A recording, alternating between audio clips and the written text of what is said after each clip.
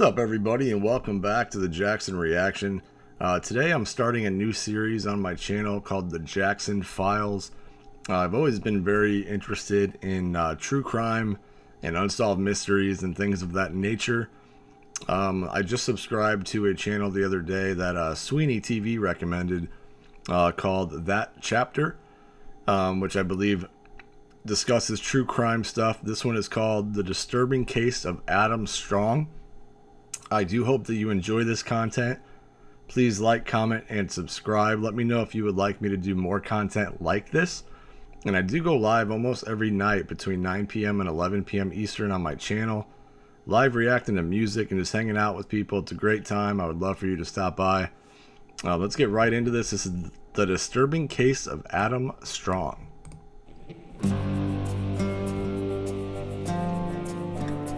Hey you, and welcome. My name is Mike, and in this old video... Okay, we're going to Ontario again, so let's just get that out of the way first. And in this story we're talking about Adam Strong, who gave off very, strong vibes, as you will see. If I said in a good way, I'd be lying.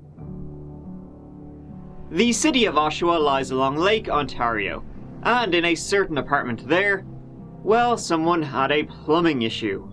Now, plumbing, you know, doesn't come up terribly often when talking about these old stories. But in this one, it'll end up solving not just one case, but two. And we will learn a lot about Mr. Strong, who was not only a big fan of pipes, but also himself. So, it gets real weird, so buckle up.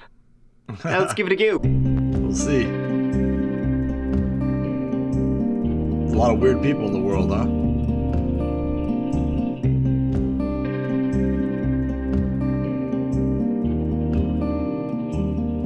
Oshawa lies about 50 kilometers to the northeast of Toronto. It's made up of about 170,000 people and growing fast.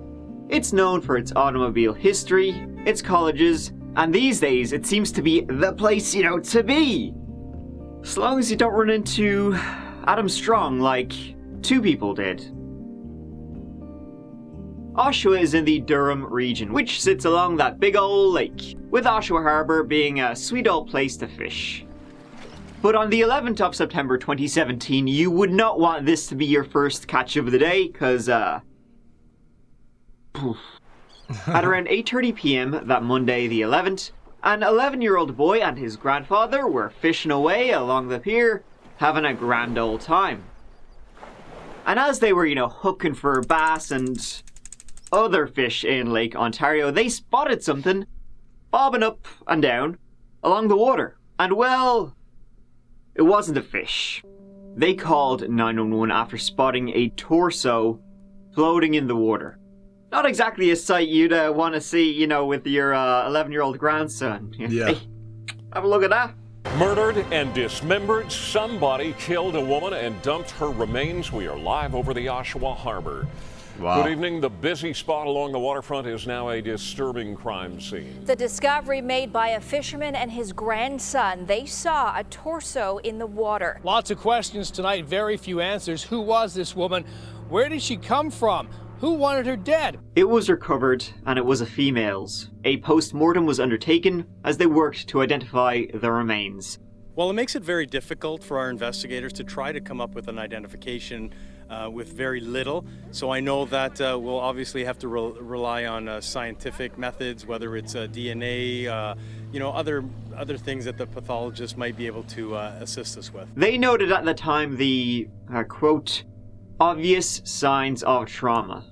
I mean, it was a human body minus everything else, so not exactly off to a great start. That's crazy. Like, not only do you see, like, you know, a body in the water with your grandson while you're fishing, but it's only the torso. Like, Jesus Christ, man. Here.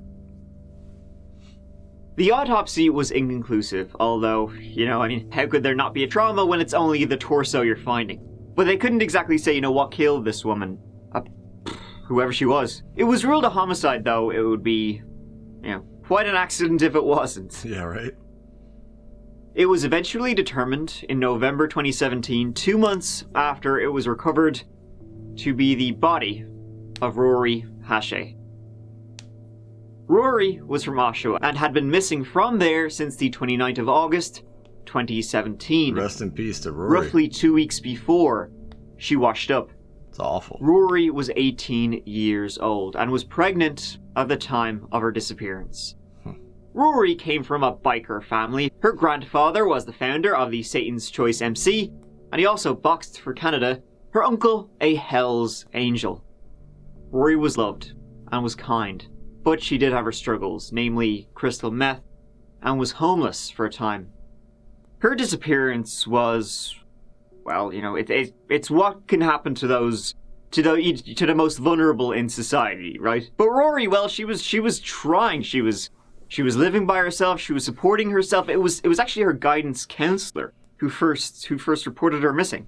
That was in late August, and that was that. So what? You know, what happened? How did she end up? What? That's awful. And, you know, obviously I can tell you firsthand how much of a demon crystal meth is. I had my own issues with it, and it's still something that I deal with, addiction, you know, every day. So it's pretty sad story so far, man. Aside from the one that Danny wanted, didn't you play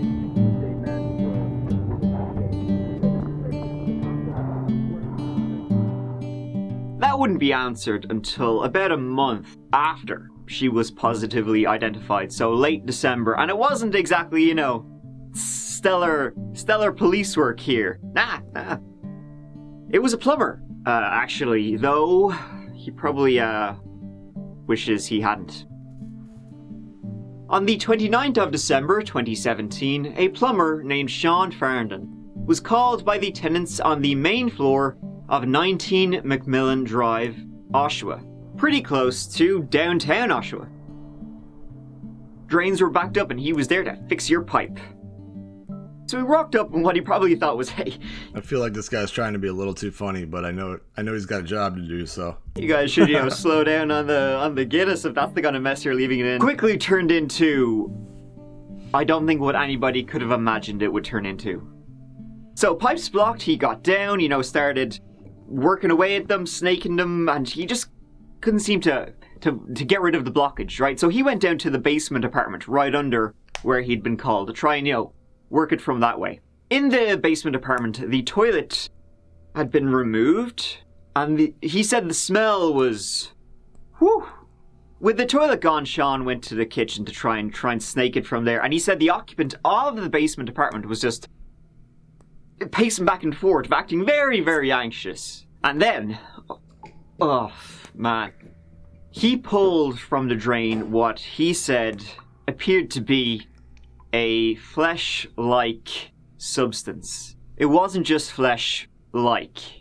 He called his boss and they called the cops. Communications. I'm surprised that I'm assuming Adam Strong or whoever that guy is in the apartment, like, didn't do something to that guy, to the plumber. Hi there, how are you? Good, you?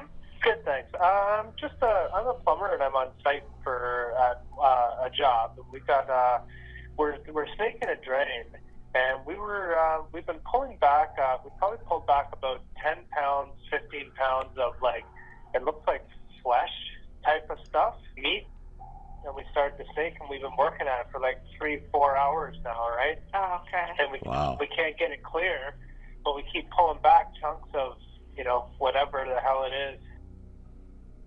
At around 8 p.m., an officer arrived to see what was up, right? And Sean and his boss were waiting outside the apartment because they did not want to spend, 1 second longer inside, even though it was absolutely, like, Baltic outside. They were waiting outside. Officer arrived. They had a plastic shopping bag with them.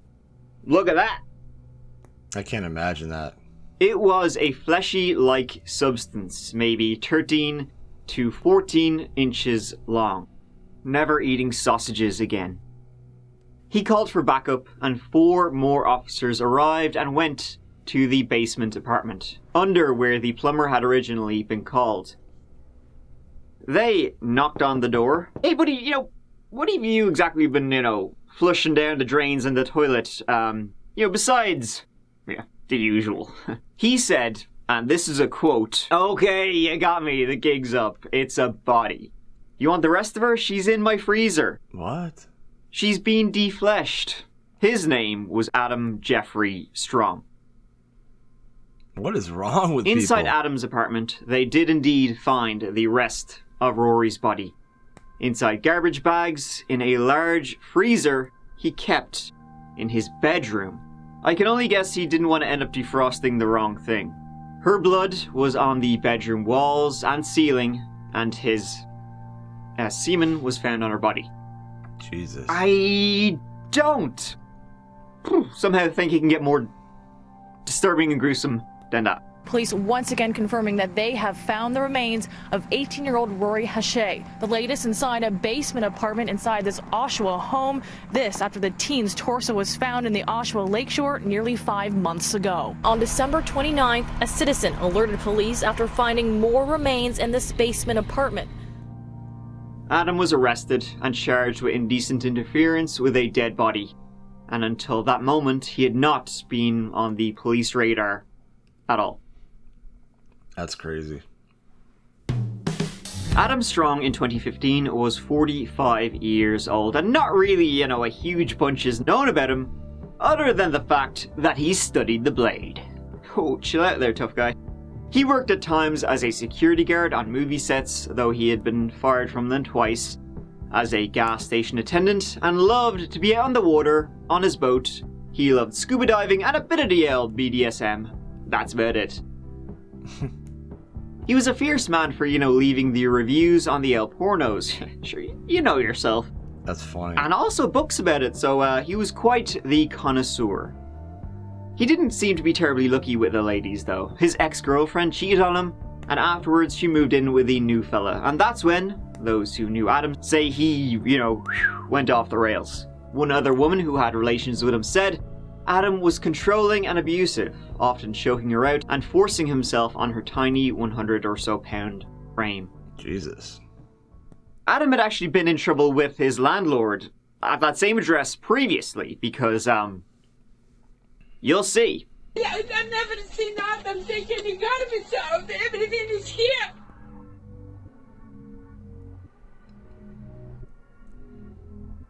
Knives by the bed. Oh my God.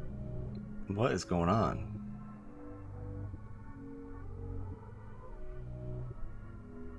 What a nasty place, huh? I thought I looked I can bad. smell this video. It's actually kind of hard to find out too much about Adam. The authorities never really released much, and it seems like he was kind of, under the radar for most of his life.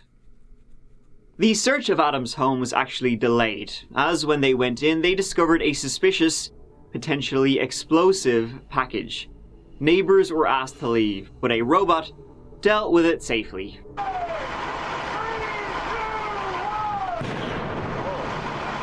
Wow. Tonight, a loud bang in the heart of an Oshawa neighborhood, the controlled explosion of a suspicious package at the scene of a suspicious death investigation for Durham Regional Police. It turned out to be a pipe bomb. So, yikes. And they entered this house of horrors. Adam had been living there for 14 years. Well, all this certainly looks like 14 years of shite. And that's when the police announced that the victim found in the house was Rory Hache. You'll see in interviews with Adam. Man, what a prick. That's crazy. How you doing? Good, you? Had better days. Do you see how upset I am? No. You're pretty calm. Under the circumstances that, I'm a little concerned how calm you are. There's no way of getting around that I chopped her up. There's no way. Okay. And I understand that. We weren't wondering if you chopped her up. It's obvious that I did, yes. Yeah, and again, if not for... Apparently the plumbing was all up in that house. That aided in... My capture? In your capture. Yeah. Yeah, for sure. I was sitting down in my basement after the plumbers left, and I was like, am I going to get out of this? I don't know. Should I leave now?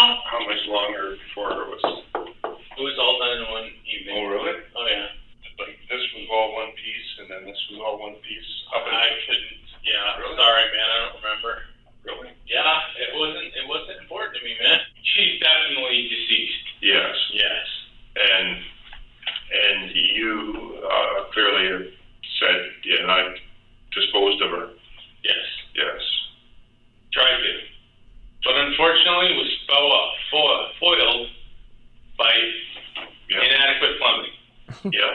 And that's a freaking shame. Not for me. For me. Yeah, for you. Yeah. You sound really selfish when you say that. Sorry.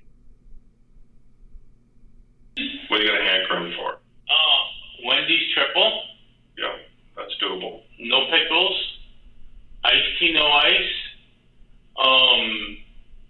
2, their value, spicy chicken wraps, and a grilled chicken Caesar salad.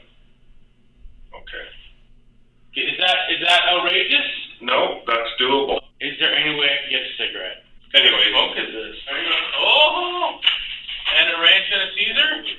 Oh my God, thank you. I don't know how appropriate this is, but I'd like you to pass on to her mother and her father my condolences.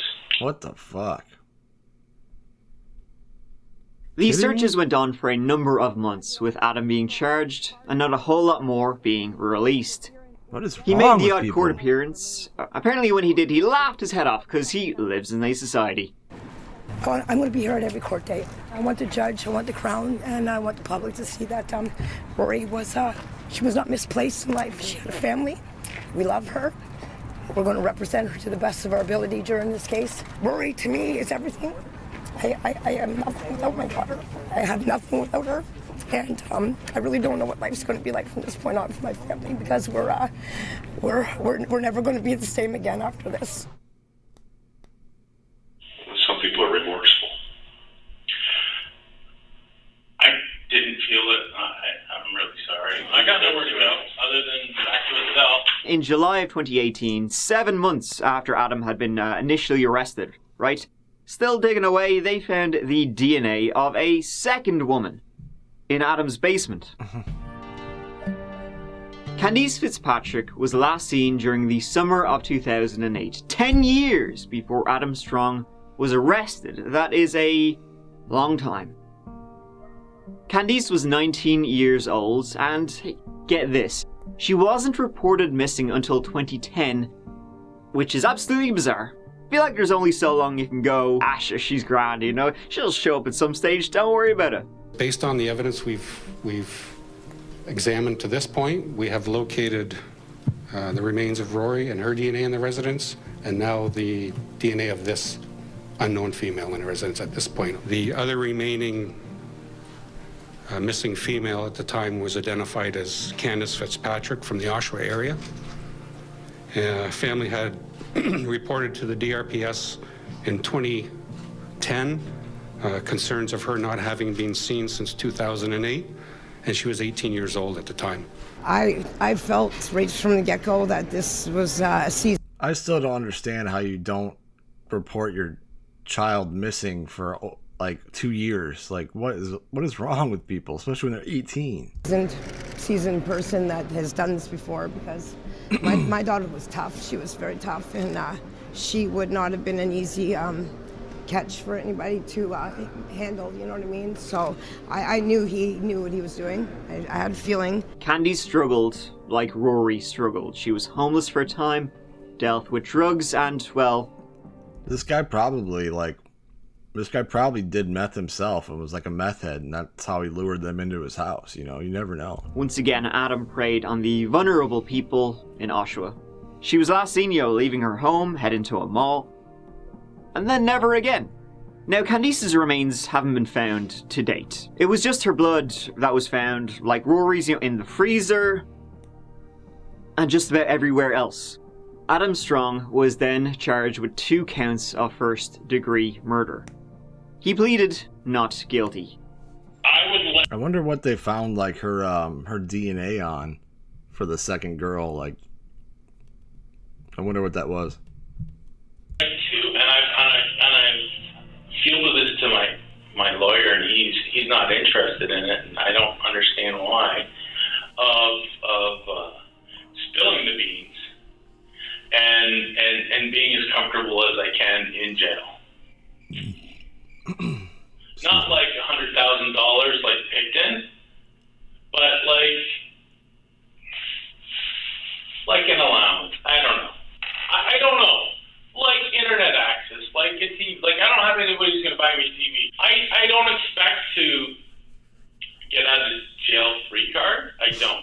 to be comfortable in jail, man. Throughout his various court appearances, pre-trial and all that, he showed no emotion. Apart from, like I said, when the first one when he was laughing his head off. Other times, he would refuse to leave his cell for a hearing. They ought to give this guy the a death trial penalty. began proper in September 2020. So he pled not guilty, even though, when the police first rocked up, he straight away admitted it in the police interviews. He was like, yep, you got me, what can I say? The defense tried to rule him saying, he had done it as inadmissible, right? I mean, may as well try, I guess. During the trial, 5 women were headed to the stand. They were victims of sexual abuse by Adam, and they would testify about a pulley contraption he used to bind and restrain them. Starting to wonder if the meat pipes aren't the most disturbing thing in his apartment. It's still not exactly sure how both women died. I mean, Candice's remains have never been found. Rory, she had 2 skull fractures, but the medical examiner couldn't tell if they were done like before or after she'd been killed. And Adam, right? He would be happy to tell the investigators, yep, chopped them up, did this, did that. But when they would ask, how did they die? How did he kill them? He would, I hope one day the light bulb goes off for you. Not that you're finding remorse, but just for you to realize you could help some people feel better. Yeah. The prosecution alleged they both had been killed either during sexual assaults or after they had been held by Adam in his basement for some time. He then chopped them both up. He most likely buried Candice somewhere. Rory, he dumped her torso in Lake Ontario and then tried to flush. To me, it sounds like he probably cut up the previous woman and flushed her down the toilet and didn't have any issues with the plumbing in that scenario. That's my assumption, but man, this guy's twisted. The rest of her down the toilet. Both were vulnerable young women, essentially, kind of sort of homeless for a time from time to time. Both were drug users and worked at times as sex workers. Both frequented downtown Oshawa. Neither had any personal connection to Adam. They were just unlucky. Rory went missing on the 29th of August. Adam, his cell phone data location pointed to him being at the Oshawa Harbour on the 4th of September. So maybe, a week before Rory's torso was found. So she was in the water then for a further 7 days. Though between, when she was reported missing and when it's believed, Adam dumped her in the lake, God knows what was happening. And even then, her torso was found on the 11th, the rest of her not till December the 30th. It's a long time for her to be in his freezer. The defense tried to say that Rory, she most likely died of an overdose. She had used drugs before, maybe she'd gone back on them, and, Adam, he panicked, right, and chopped her up and dumped her in a lake, in a freezer, and a toilet. Candice? Well, we don't even know what happened to Candice. Her DNA, her blood was found in his apartment. Could have been a nosebleed, who knows, The trial came to an end, and the verdicts were read out in March 2021. Adam Strong was found guilty of the first-degree murder of Rory Hache.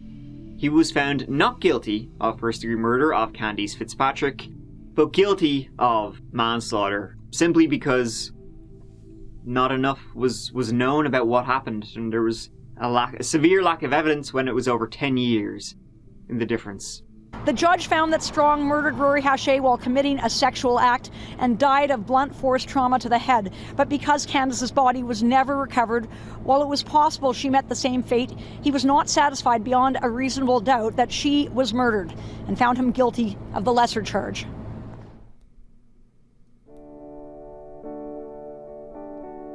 The sentencing of Adam Strong, it hasn't taken place yet. That'll be in May. He'll likely get the book thrown at him, the whole kit and caboodle for, all that. Life in prison, right? And I'm not sure if I was him, if I would want to get out, because he did brutally murder the niece of a Hell's Angel.